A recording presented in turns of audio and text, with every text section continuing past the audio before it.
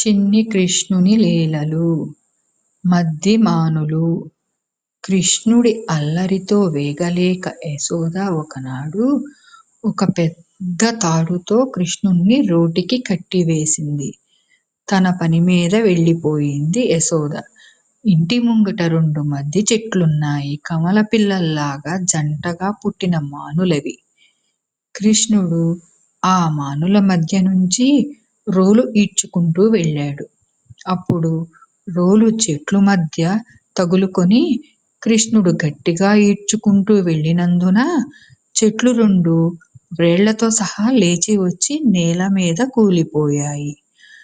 అప్పుడొక చిత్రం జరిగింది.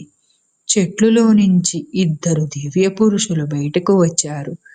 వారు నలకుబేరుడు, మణిగ్రీవుడు అనేవారు యక్ష రాజు కుబేరుని కుమారులు. శాపవశాత్తు మద్ది చెట్లుగా పుట్టారు. ఇప్పుడు కృష్ణుడి వల్ల వారికి శాప విముక్తి కలిగింది. వారు కృష్ణుడికి నమస్కరించి తమ లోకాలకు వెళ్ళిపోయారు.